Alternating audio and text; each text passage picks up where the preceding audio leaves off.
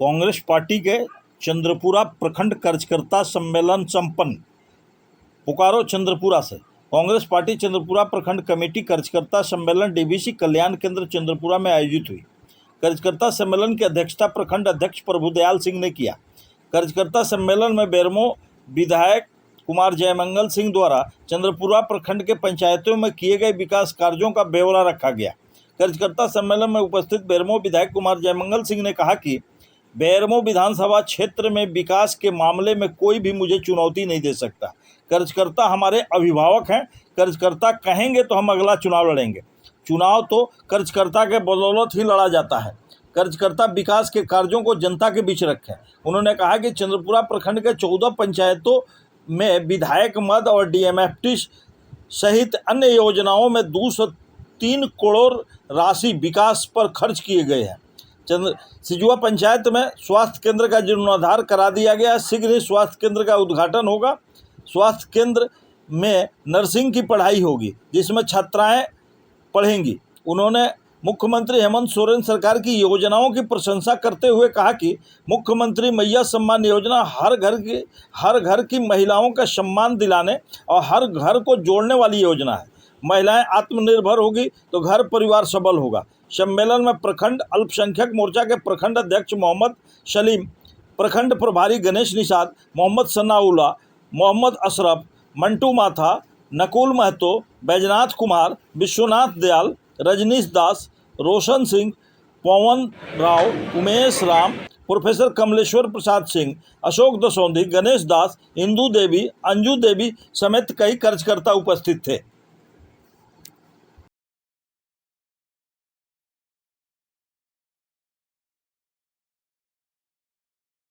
आने वाले सोच के तहत महागठबंधन परिवार से आते हैं।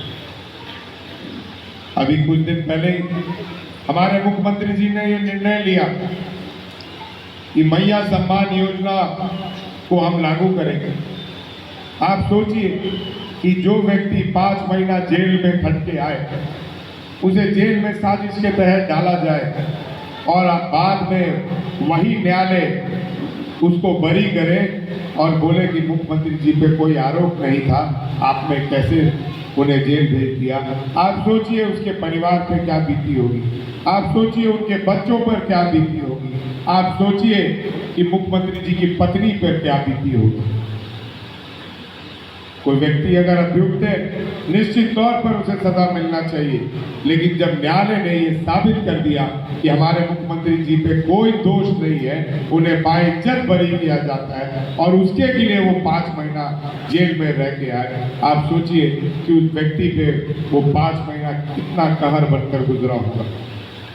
लेकिन जेल से निकलने के बाद वो टूटे नहीं, वो निकले और दुगनी तेजी से अपनी रफ्तार को बढ़ाया। पहले महिला पेंशन योजना के तहत 50 वर्ष सीमा को घटाया, आयु राशि को 50 वर्ष किया। उनको समझ में आता है, दूरदृष्टि की सोच रखते हैं कि पहले हमारे हिंदुस्तान में लोग 90 साल, 110 साल, 105 साल, 95 साल जीते थे।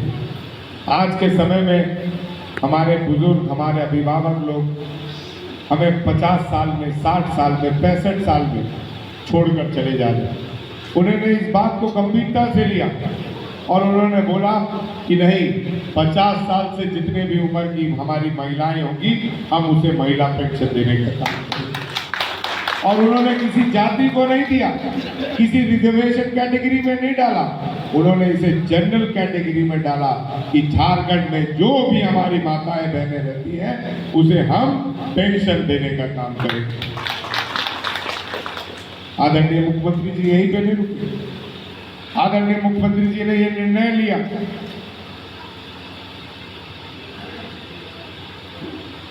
कि 21 साल से ऊपर की तमाम महिलाओं को हम 1000 रुपया पेंशन देंगे।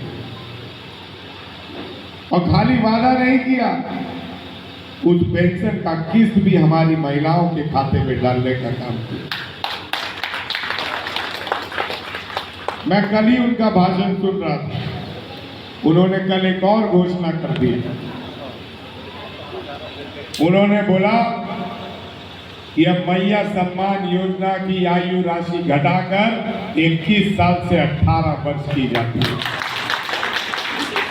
अब 18 साल की बच्चियों को भी मैया सम्मान योजना से जोड़ा जाएगा और अगला महीना से उनके खाते में भी 1000 रुपया जाएगा।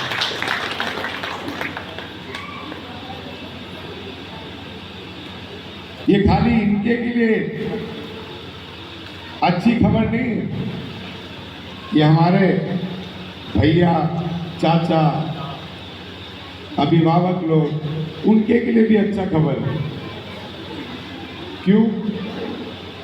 अब आपके जेब से पैसा चोरी करने की जरूरत नहीं है हमारी भाभी लोग को। हमारी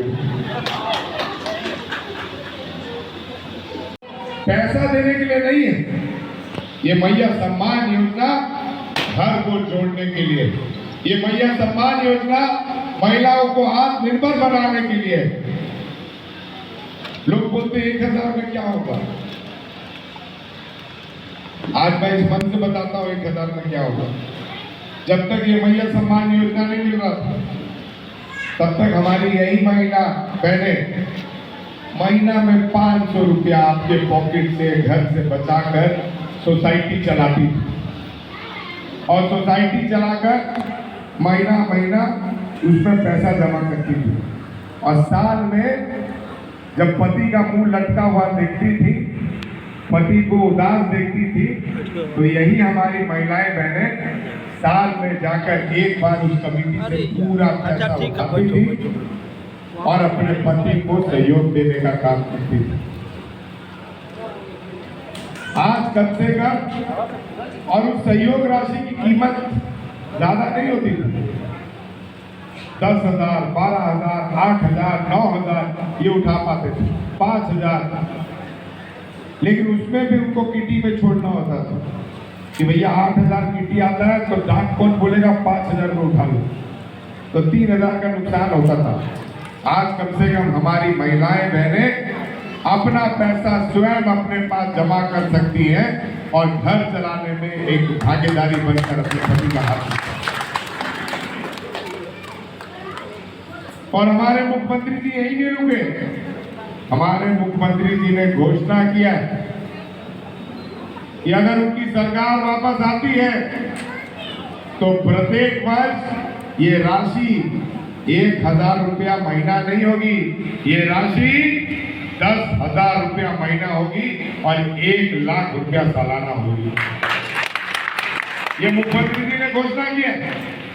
अब आप सोचिए कि 1,00,000 रुपया अगर सालाना हमारी महिलाओं को मिलेगा तो वो आत्मनिर्भर बनेगी कि नहीं। थाना में महिला उत्पीड़न का केस हल्का होगा कि नहीं होगा। हमारे पुरुष से वो डरेंगी नहीं, बल्कि उल्टा आप उनसे डरिएगा। अब ये डर रहा है। और यकीन मानिए, मैं भी पति हूँ, मेरी भी एक धर्म पत्नी है। ये डर हो गया। जो घर में अपनी धर्म पत्नी से नहीं डरा ना, वो आदमी तरक्की नहीं कर पाता। 4 बार फोन आ गया, 4 बार फोन आ गया। सच्चाई है। 4 बार फोन आ गया। एक व्यक्ति से तो डरना होगा जीवन काल में।